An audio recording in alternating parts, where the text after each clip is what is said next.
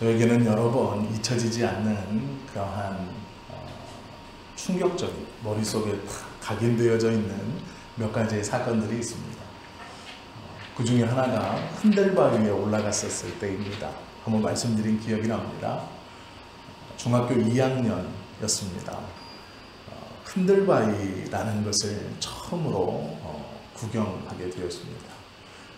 그런데 참 신기한 일이었습니다. 넘어질 것 같고 떨어질 것 같은데, 그리고 몇 명이 달라붙어서 밀면 정말로 이 바위가 흔들흔들 되는 겁니다. 참 신기하게 바라봤던 그러한 생각이 첫 번째고요. 두 번째는 어딘지는 모르겠지만 아주 높은 산 꼭대기를 올라갔습니다. 그런데 그 올라가는 길이 이 철사다리로 거의 제 느낌에는 한 70도, 80도 되는 것으로 철사다리 하나만 쫙 있었던 기억이 있습니다. 근데 그곳을 이렇게 올라가면서 아무렇지 않게 양손으로 그걸 잡고 힘차게 올라갔지만 내심으로 무서웠습니다. 아래를 내려다보지 못했습니다. 사다리를 올라가면 올라갈수록 두려웠습니다. 그런데 문제는 정상에 올라가서 주변을 내려다보니 그 경관이 또한 너무 눈에 선합니다. 그 멋진 경관을 보면서 한편으로는 내가 떨어지면 죽겠구나 라는 두려움과 라는 탄성이 제 속에서 함께 있는 경험을 했습니다. 그 모양과 상황이 제 머릿속에 잊혀지지 않는 것으로 각인되어 있습니다. 그 사다리가 어딘지 제가 이렇게 기억이 잘 안 나는데요. 굉장히 높았고 급했고 그 사다리 하나만 타고 올라가는 곳이었습니다.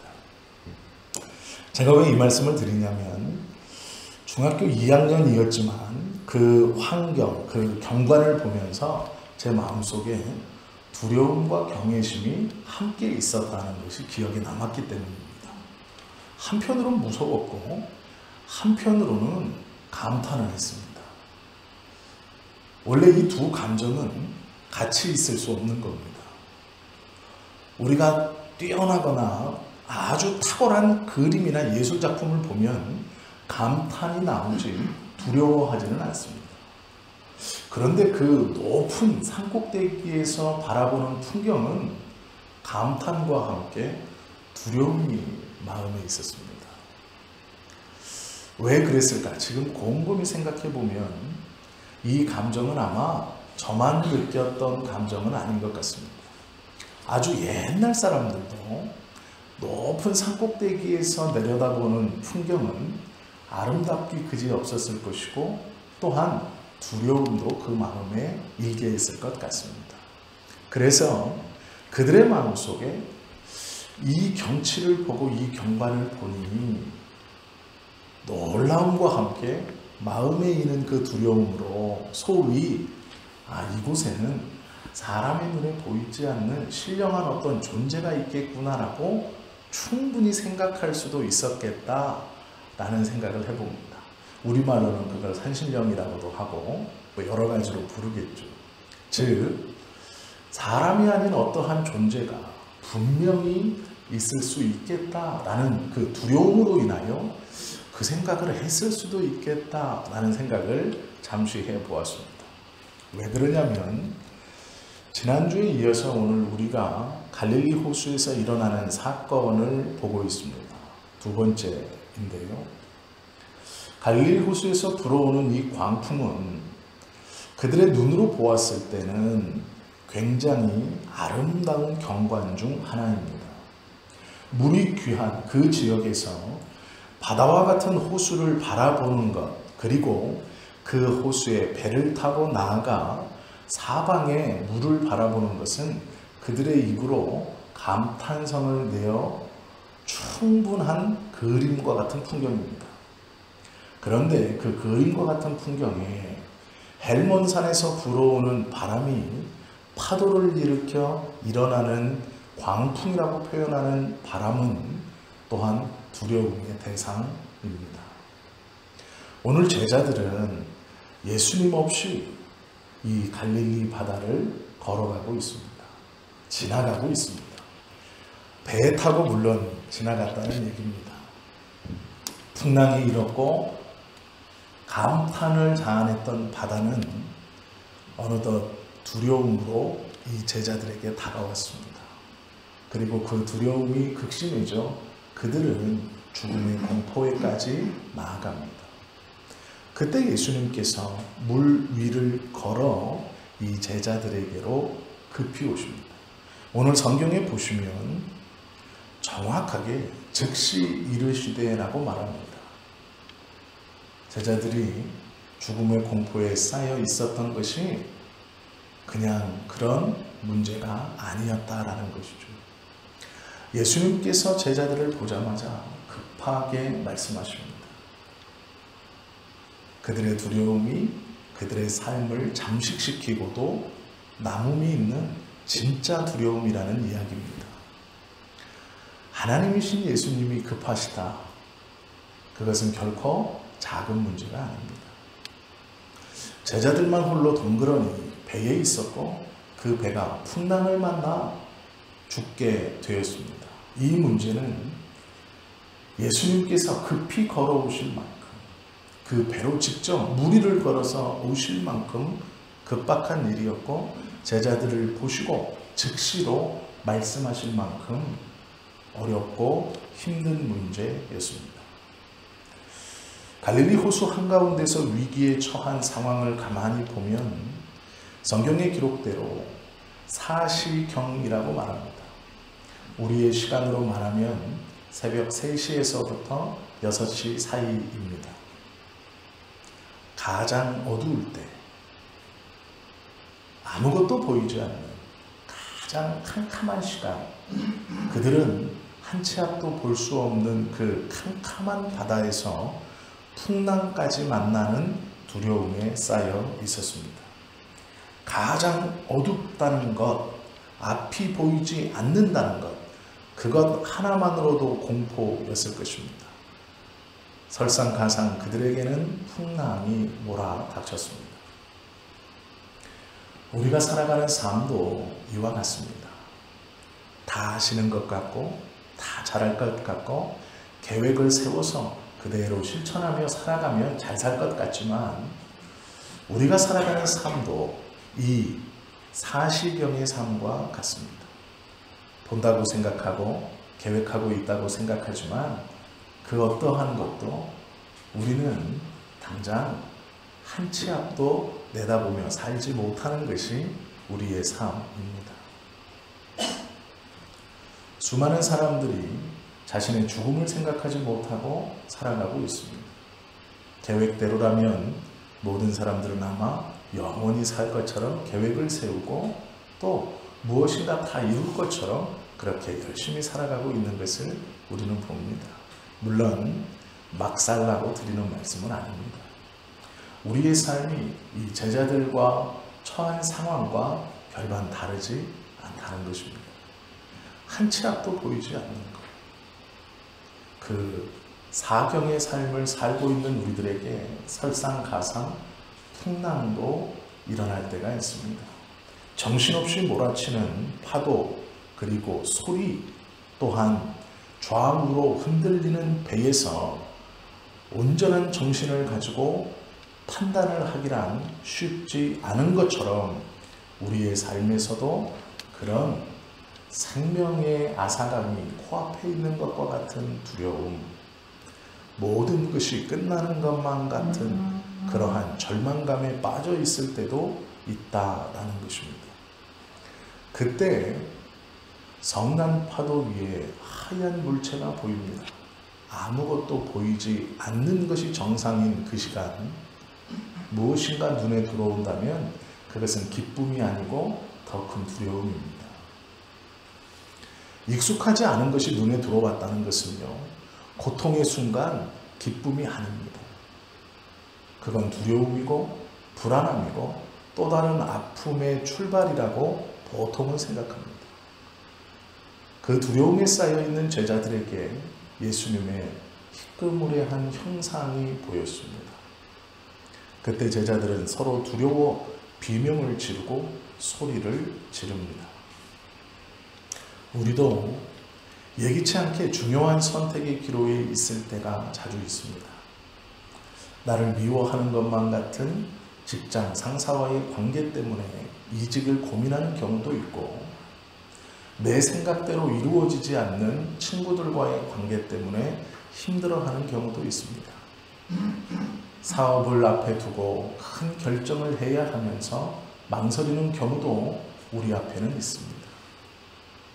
영혼의 문제와 육신의 문제로 다른 이들의 조언을 구하지만 결국 선택을 내가 하면서 그 책임도 고스란히 내가 지어야 한다는 것을 깨달았을 때 우리의 삶은 결코 녹록지 않다는 것을 알게 됩니다. 그 두려움과 그 막막한 가운데 내가 정체를 알지 못하는 나의 삶에 희끄무레한 그 어떤 것이 나타났다고 생각해 보십시오. 그것은 기쁨이나 희망을 주는 것이 아니고 두려움을 배가시키는 존재입니다. 제자들은 소리 질렀습니다. 유령인가 하여 두려웠습니다. 죽기 직전 자기들의 눈에 살아있을 때는 보이지 않았던, 이제 죽을 때가 되니 평소에 보이지 않았던 영적인 것들이 보이는구나 하고 두려웠습니다. 이제는 정말로 죽는구나 생각했을 것입니다. 그때에 우리의 삶에도 이러한 절망과 아픔이 있을 때 기억해야 할 것이 있습니다. 제자들은 풍랑을 만나 두려움 가운데 있을 때 예수님께서 가까이 오고 계심을 인지하지 못했습니다. 그러기에 그들은 더욱더 두려워했고 큰 소리를 지르며 그 공포와 절망감에 휩싸여 있었습니다. 우리도 혼자가 아님을 꼭 기억하셔야 합니다. 아무리 어렵고 힘든 상황에서도 예수님께서는 우리의 곁에 함께 계시다라는 것을 기억해야 합니다. 예수님은 두 가지 의도적인 표정과 말투를 통해서 제자들에게 당신이 누구인가를 증언하고 계십니다. 먼저 하시는 말씀이 이것이죠. 27절에 보시면 예수께서 즉시 이르시되 안심하라, 나니 두려워하지 말라 말씀합니다. 예수님이 급하셨습니다. 제자들을 휩쓸고 있는 공포와 그들이 내어치르는 고함과 그들의 마음을 억누르고 있는 이 불안감이 얼마나 그들의 영혼을 짓누르고 그 공포의 무게가 얼마나 무거웠는지 예수님께서는 즉시 말씀하십니다. 안심하라. 내니 안심하라. 여기서 우리가 주목해 보아야 할 것이 나다 라는 표현입니다.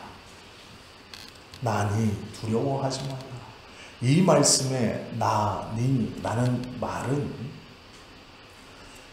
하나님께서 모세에게 나타나셔서 출애굽기 3장 14절에 친히 들려주셨다. 당신은 무엇이라고 부릅니까? 누가 나를 보냈다고 이스라엘 백성에게 이야기해야 합니까? 라는 질문에 어찌하여 나의 이름을 궁금해하느냐? 나는 스스로 있는 자니라. 이렇게 말씀하신 스스로 있는 자라는 뜻과 예수님께서 오늘 제자들에게 말씀하신 나니 두려워 말라 말씀하시는 그 나라는 뜻은 같은 뜻입니다. 같은 단어입니다. 즉 예수님은 제자들의 두려움 가운데 가까이 계시는 분이시며 그들에게 분명히 나는 하나님과 동등하다라는 것을 말씀해 주시는 문장이며 말씀입니다. 제자들에게 이렇게 말하는 것이죠. 안심하라. 하나님이다. 안심하라. 라고 말씀하시는 겁니다. 정체를 알 수 없었던 희끄무레한 것은 하나님이라고 선언하고 있는 것입니다. 너희의 불안과 두려움 가운데 나 하나님이 가까이 있다. 안심하라. 말씀하시는 것이죠. 이 난이 두려워하지 말라는 것은 모세에게 나타나 나는 스스로 있는 자다라고 말씀하신 하나님의 이름을 그대로 가져다 사용하시며 말씀해 주신 것입니다. 즉 하나님이다, 두려워하지 말라 말씀하고 계신 것이죠.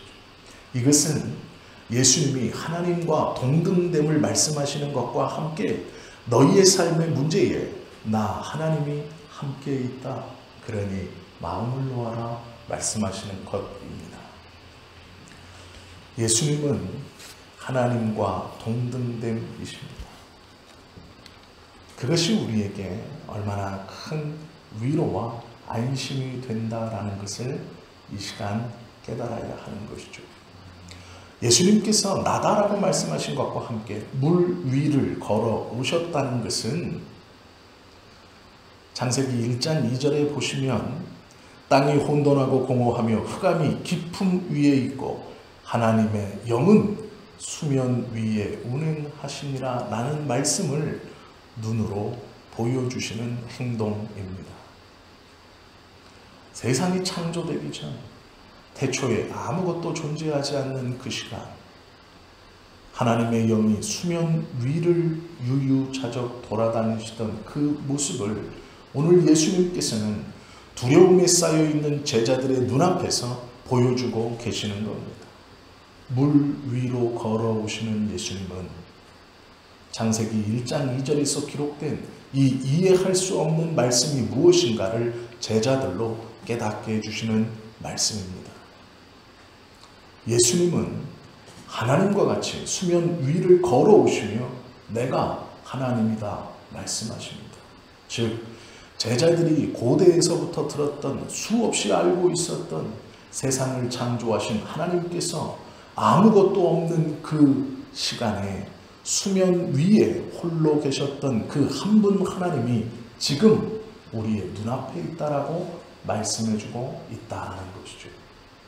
이 두 가지의 예수님의 증거는 예수님이 하나님과 동등됨이시라는 귀하고 복된 선언이며 또한 우리의 삶에서 그 예수님이, 그 하나님이 함께 계신다, 찾아오신다, 동행하신다라는 너무도 귀하고 놀라운 소식입니다. 예수님께서는 무리를 걸어오심으로 창세 전에 수면 위에 운행하셨던 하나님과 같은, 또한 하나님께서 모세에게 궁금해하는 이름 가운데 하나를 말씀해 주셨던 스스로 있는 자라는 그 동일한 이름을 사용하시면서 내가 곧 하나님이다 라고 선언해주고 말씀해주고 있다라는 것이죠. 예수님은 하나님과 동등됨을 보여주시고 들려주시면서 예수님 곁에, 제자들 곁에 있었습니다. 그런데 문제는 이 예수님이 곁에 왔음에도 불구하고 여전히 불안해하고 여전히 두려워하고 있는 제자들의 모습입니다. 예수님을 그저 유령으로 여기고 소리 지르고 있는 제자들입니다. 우리도 하나님께서 언제나 우리와 함께 계심에도 불구하고 두려워 떨고 불안해하고 있지는 않으십니까? 무엇인가 잊어버릴까 하여 두렵고 떨림으로 한 걸음도 내어 뱉지 못하고 내어 딛지 못하고 그 자리에서 주저앉아 있지는 않으십니까? 예수님은 가까이 계신데 두려워만 하고 있는 제자들과 같은 어리석은 모습이 우리의 모습은 아닙니까? 우리도 알아보지 못하고 아우성되고 있지는 않습니다. 오히려 더 깊은 두려움에 빠져들고 있지는 않습니까? 그것은 우리의 믿음이 고장났다는 뜻입니다. 하나님의 말씀이 무엇인가를 분별하지 못한다는 뜻입니다. 예수님은 우리들과 같은 공간에 계십니다. 우리와 함께 계십니다. 그 예수님께 초점을 맞추어야 한다라는 것이죠.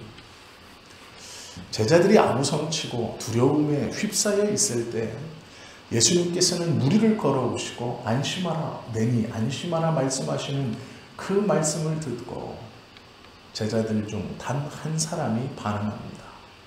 그것이 베드로입니다. 베드로는 그 예수님의 말씀에 마음을 정했습니다. 눈을 고정했습니다.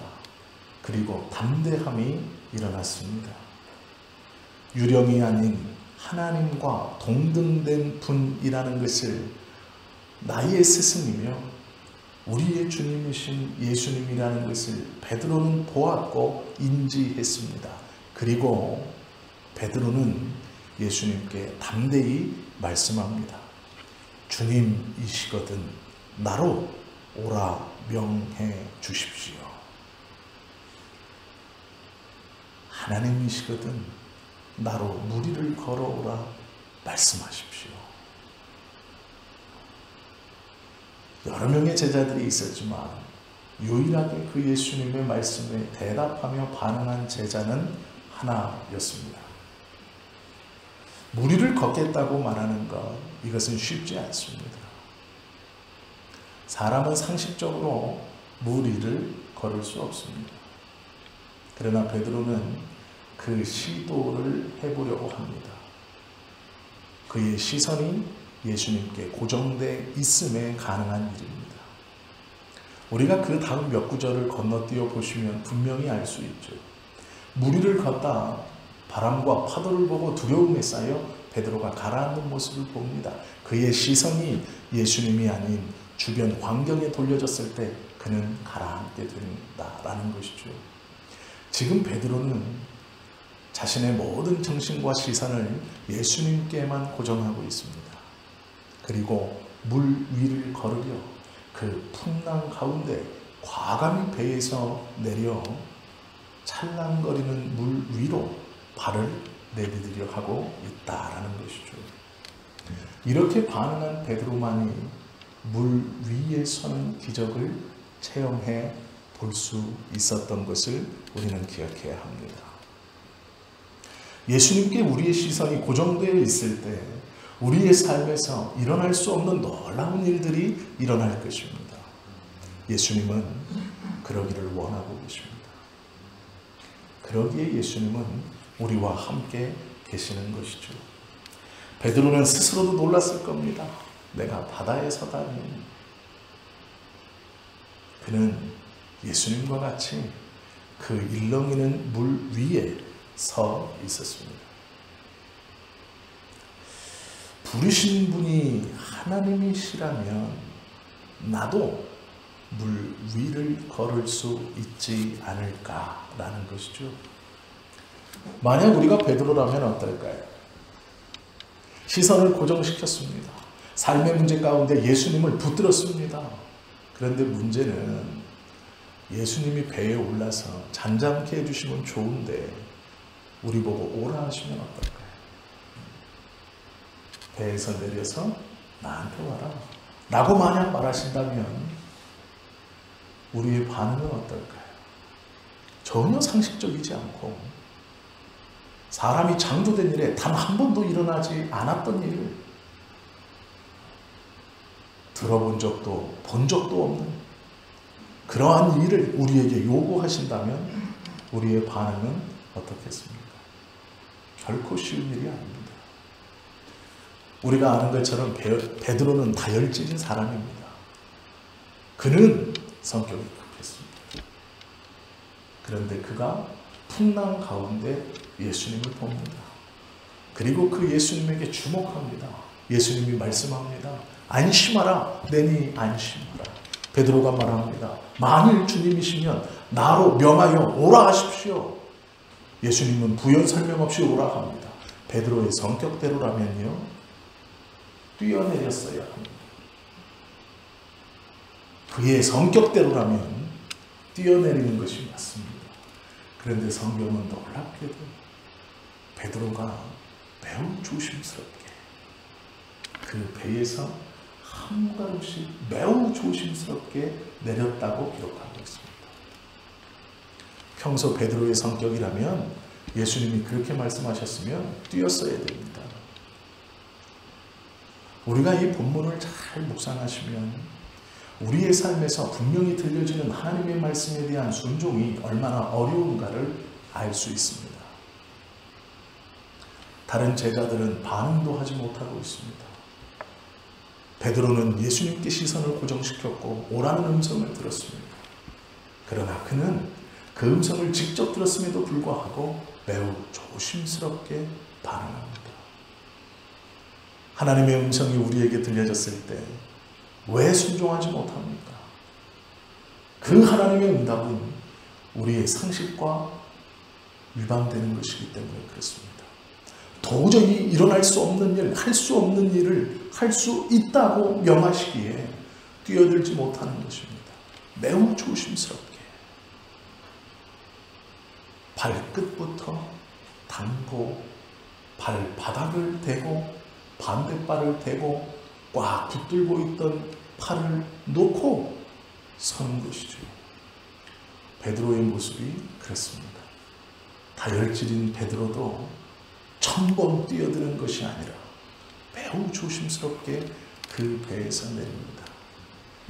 하나님께서 우리에게 오라 하셨을 때 어떤 이들은 그 음성을 들었음에도 불구하고 반응하지 못합니다. 그것은 정상입니다. 매우 조심스럽게 아주 조금씩 자신의 삶의 자리를 하나님께 양보하고 그분의 음성에 순종하는 것, 그것이 정상입니다. 넌 왜 하지 못하느냐라고 말할 수 없는 것입니다. 그 두려움과 싸워, 그 상식과 싸워 조금씩 예수님께 다가가는 것이 정상입니다. 지금까지 우리가 그 예수님의 음성을 분명히 들었음에도 불구하고 한 걸음도 내어뱉지 못했다면 이제는 용기를 내어 조금 그 물 위에 발을 디뎌보시기를 예수님의 이름으로 축원합니다. 서로 망설이고 있다 하여도 그것은 잘못된 것이 아니다라는 것이죠. 베드로는 결국 물 위에 섰습니다. 그리고 예수님께 한 걸음 나아갑니다. 꼭 기억하십시오. 조금이라도 움직이고 조금이라도 그 물 위에 발을 딛는 것은 순종입니다. 그러나 가만히 있는 것은 순종이 아닙니다.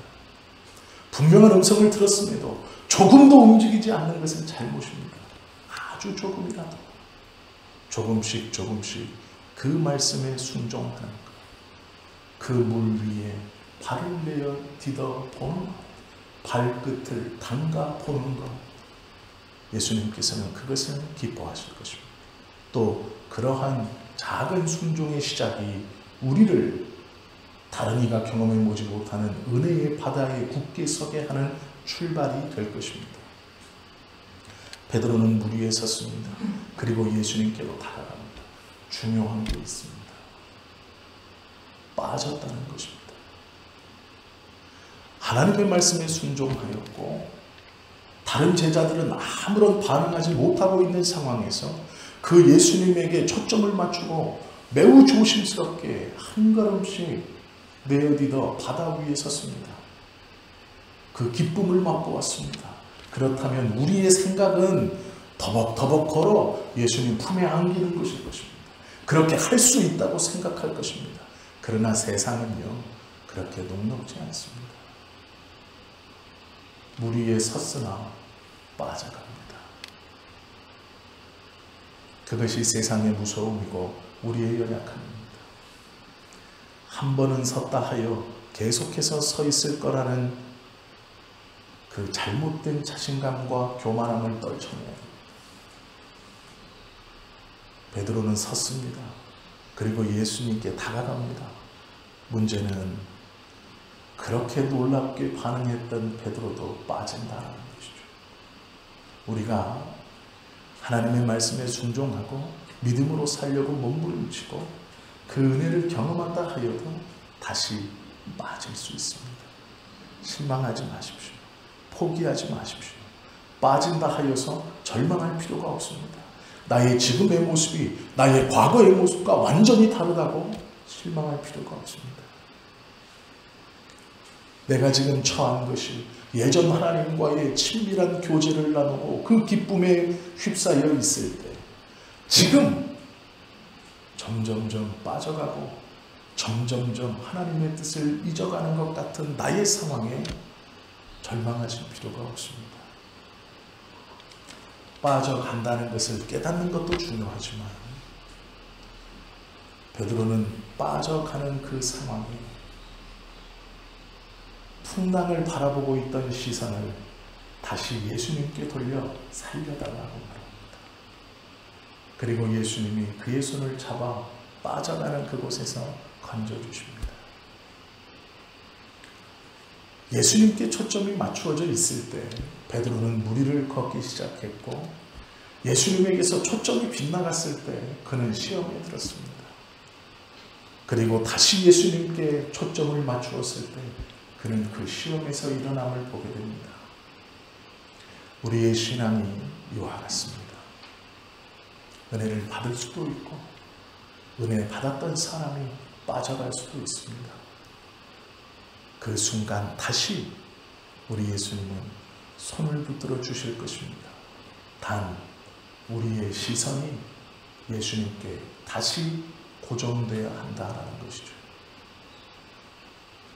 오늘 이 사건을 가만히 보시면 순종하다 중간에 빠질 수도 있습니다. 실패할 수 있습니다.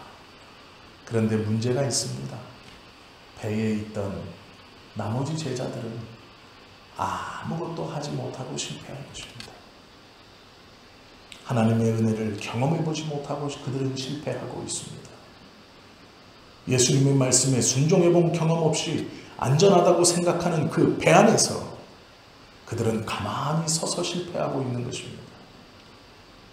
오직 예수님께 초점을 맞추고 반응한 베드로만이 하나님의 은혜를 경험해 보았고 그 은혜에 순종하다 비록 실패는 해보았지만 아무것도 하지 않고 실패해가는 제자들과는 나머지 제자들과는 완전히 다른 삶을 완전히 다른 은혜와 완전히 다른 예수님을 붙들고 보게 된다는 것을 우리가 기억해야 합니다.